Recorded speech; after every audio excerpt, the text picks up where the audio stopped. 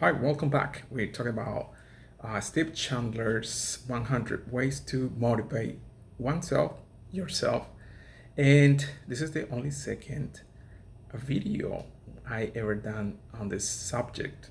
The first time we were talking about on the first video about tell a true lie, the example of Arnold Schwarzenegger when he decided to be the number one box office star in all Hollywood by just basically simply just saying he was gonna be.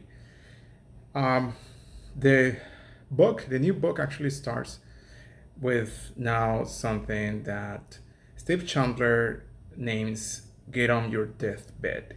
This was a very crucial concept for me. I have to confess, before this book, I was very afraid of dying. It was terrifying. I'm pretty sure most of us are. A lot of you are right now. And this is very interesting. I was talking to my son recently. He says, "What are you doing all these things? What are you doing that for? What you did?"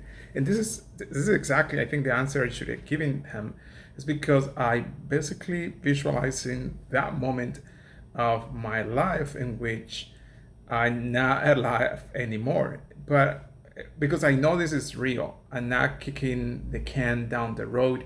I'm not gonna put up stuff to do it later because I don't know when that later is.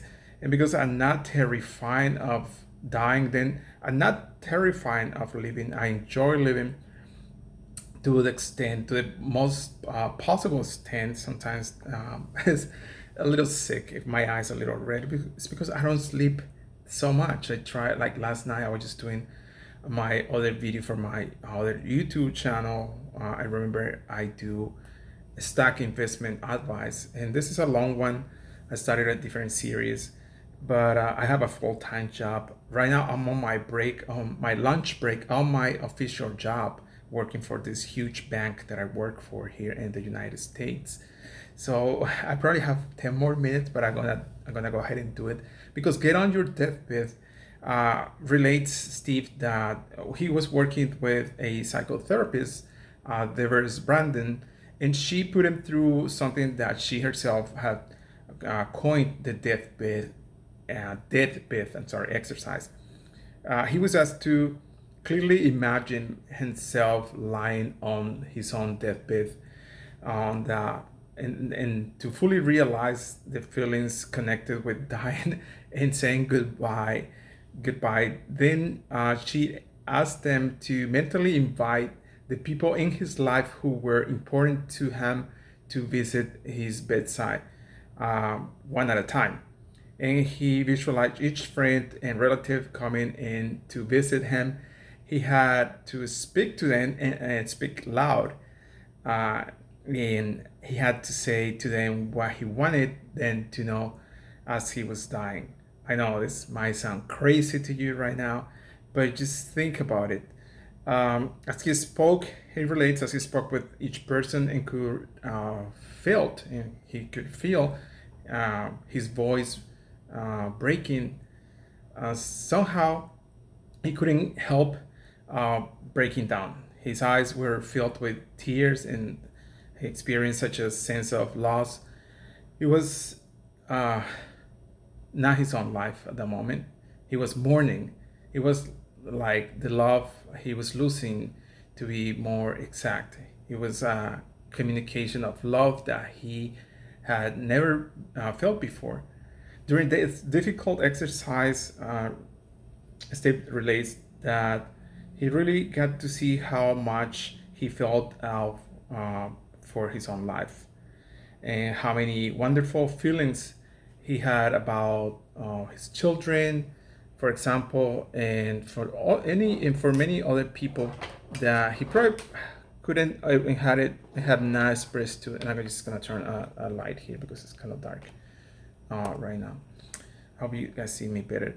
For his children, the stuff he has probably not said before to his friends, to his children, he was really emotional. And he really cried, he said, at that moment on that exercise. Um, because he had a hard life. I don't know if you guys know, but he was actually a drug addict, a recovered drug addict. Um, so then thinking about this exercise, uh, when you confronting your own death, it doesn't have to wait. You don't have to wait until your life runs out of life. Being able to vividly imagine sensations, the feeling of being born, all of whatever that happens to mean, going to heaven for all people means something completely different. But being born all over again is the first step to fearless self motivation. People living deeply wrote a poet, the poet diarist Amais Nin, have no fear of death. I hope that you guys are not afraid of dying and that you're conscientious that it is a reality of our lives and approach each day, each situation as knowing that this is possible. And if that was true, well, how would you approach those people who will come, who are part of your life? How would you talk to them? What would you tell them? So why don't you just go ahead and tell them now? Why don't you just go ahead and appreciate this slice of life you have been provided now?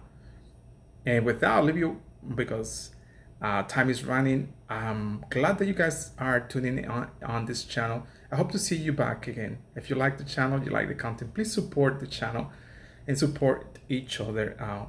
Be careful with COVID. Peace. Bye.